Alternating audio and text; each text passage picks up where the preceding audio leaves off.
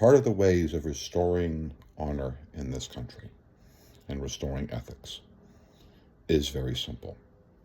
It is making this country and its political and law enforcement leadership to respect and revere the Constitution, not just by words, but because that they are afraid of its power to be able to strike back.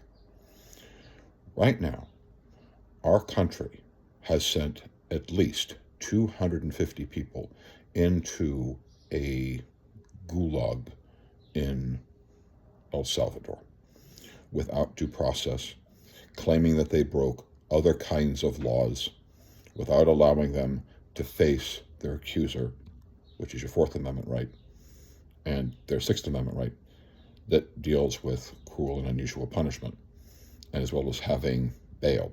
In other words, they're supposed to be able to know when they're leaving, when they're able to leave that prison. And no, not happening. So, and that's just the proof of why the due process, the Fifth Amendment, is just like what our founding fathers said. It is the foundation upon which all of our rights are based. And why? Because these people, because they lost their due process rights, they're also losing their rights to face their accused, have counsel, which is the Fourth Amendment, and their rights against unusual punishment and not having bail. That's just a fact. Now, in our country, there is a law, and I've talked about this quite a bit, 18 U.S.C. 242. That law is deprivation of rights of your constitutional amendment, your constitutional rights. That law has the end of it, and if you want, you can read it. It's very simple. If the government kidnaps you as a result of depriving you of your rights, or you become assaulted, or you become sexually assaulted, or dead, or you die because of the deprivation of these rights, which is likely a large number of those people who are in those prisons have suffered from it. At the very least, they've all been kidnapped. God only knows how many of them have died or been assaulted sexually in that prison. Because you see, if they do, that law is very clear. That's where you have the nth degree of that law. And it is clear as days. It is the lifetime in prison and the potential of the death penalty, which here in the United States is lethal injection. The document that you will see that is written is that first paragraph, and you can alter the first paragraph as you feel. I mean, I want you to be able to utilize your words or the words of your friends and the people in your area, because it basically is trying to itemize the fact that their rights have been denied and that depriving people of their rights under color of law is a crime in this country that the government and law enforcement can commit and can cause law enforcement and the government to face time in prison, and yes, even the death penalty. And that you and I, and hopefully 50 million of us or more, will create these letters and hand them to our state and local attorneys and attorney generals, as well as our elected officials, to inform them that we are done being afraid. We are not going to be afraid of a government who, by this law, should have large numbers of people in prison for the rest of their lives, because no less than 250 counts of this crime are sitting inside of an El Salvadorian prison. They deserve to come back here, face the crimes that this government continues to say that they have committed, and to be able to prove or disprove those crimes and those allegations that keep changing by the day, coming out of the leadership of the Department of Justice, the Department of Homeland Security, the leadership of ICE, FBI, the President of the United States. That is unacceptable. It is un-American. And now let me expand on you about why I am so committed to this. Let me be clear about myself. I am diagnosed schizoaffective and manic depressive. I, in my lifetime, have attempted and dealt with suicide more times than I care to know. I also deal with anxieties, at times voices. But I want to be clear. That's not the issue. The issue is that this behavior by ICE and our customs patrols and our FBI and our president have not just occurred to people who are here illegally. It has occurred to people who have visited this country from nations like Canada, Germany, and New Zealand, among other countries. Now, my sister, she married a Kiwi, a New Zealander. My mother is dying, or will be. She's end-stage dementia, which means she could live another year or more, maybe less, we don't know. When you're at that stage, it's a good question. The last couple of drops are kind of unpredictable, and she's at a very low level. And my sister is planning on coming down here to see my mother, and I will be taking the train to go see my mother. Hopefully not for the last time, but to understand that it literally could be the last time. But my brother-in-law has been told by his country to be concerned about coming to the United States because of how ICE is treating our visitors. And that includes my sister's ability to be able to say goodbye to my mother. Not my ability to say goodbye. I'll be able to go there because I don't care what it takes to get over there. I will, to say goodbye to my mom. But my country has lost any concept of honor and integrity or value in my eyes because we have shredded the Constitution, and our President of the United States has refused to follow a 9-0 ruling of the United States Supreme Court saying that you have violated the due process rights of over 250 people, and you continue to do this with other locations. So God only knows how many other people.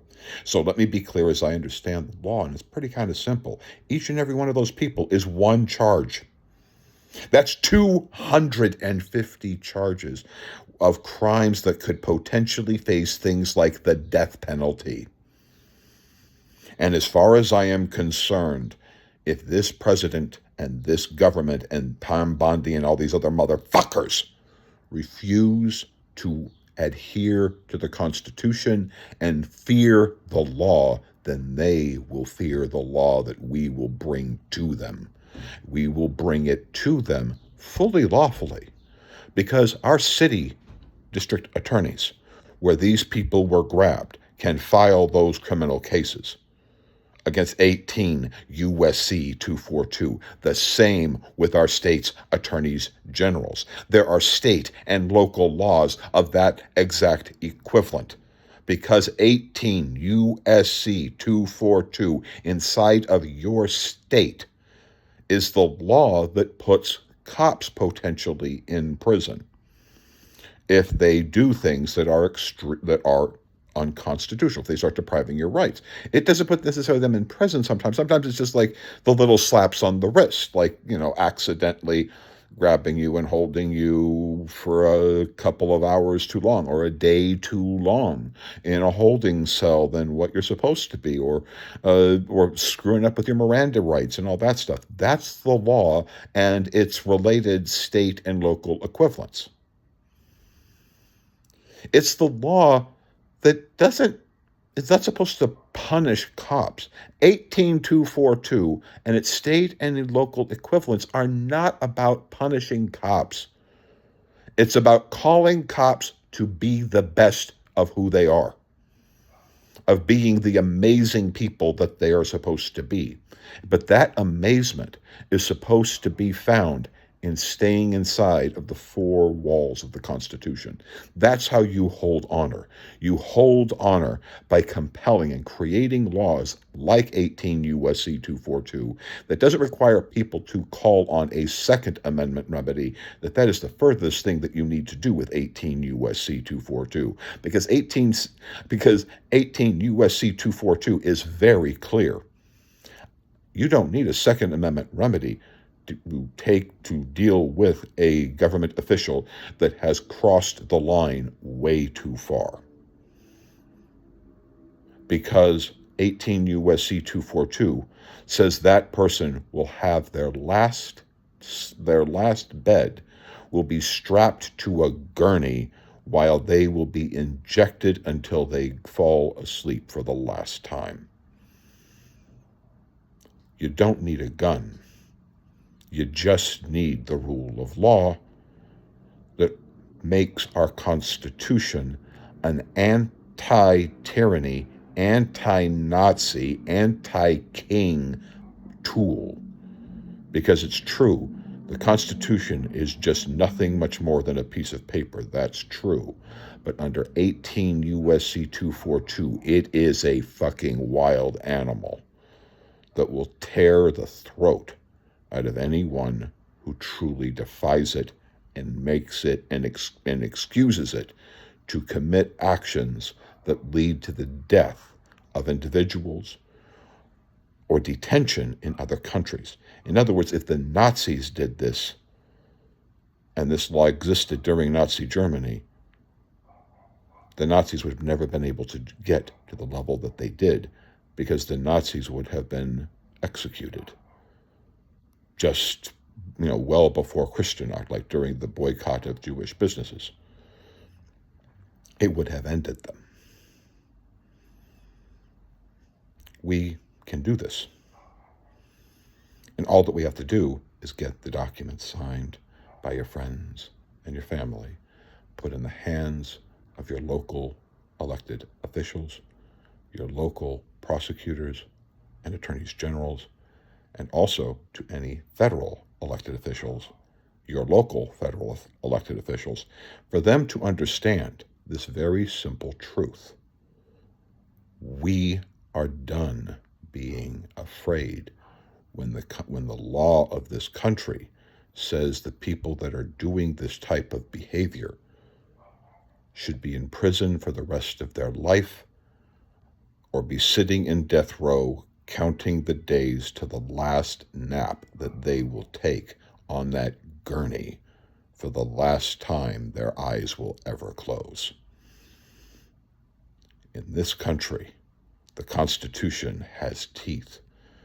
But because our country is being led by people in both parties who, in all honesty, in my opinion, are absolutely cowardly to the time where we are now, and because of that, my sister may not be able to say goodbye to my dying mother. So I say this also to any political official, any retribution act that you take against me. I know 18 U.S.C. 242. I am speaking my First Amendment rights, my protest in my First Amendment rights. You cross that wrong with me and I will come after you with everything I have. And I am mentally fucking ill. You know what that means? The worst thing that you can do to me is put me into a mental hospital for a little bit longer. Understand this, for years of my life, that was my vacation. So I really don't care. Now, I'm not going to do anything. Because 90%, because I'm like that 80, 90% of people who have mental health issues. I am not a violent person. I'm a person who knows that I deal with suicide in my life. And sometimes in my suicidal ideations, I do fantasize occasionally about not just killing myself, but killing other people as I take my own life. That's why I don't let myself have a gun. I don't let myself have a gun because I know what goes on in my head. I will never let myself take possession of a gun. Because if I take possession of a gun, who knows what, one, it would end my life far too easily.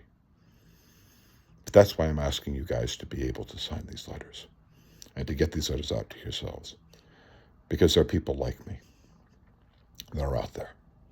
There are people like my sister and her husband living overseas that just want to come here to this country, the country that they love, with their dying family members and want to be able to say goodbye. But their loved ones are citizens also of those other countries.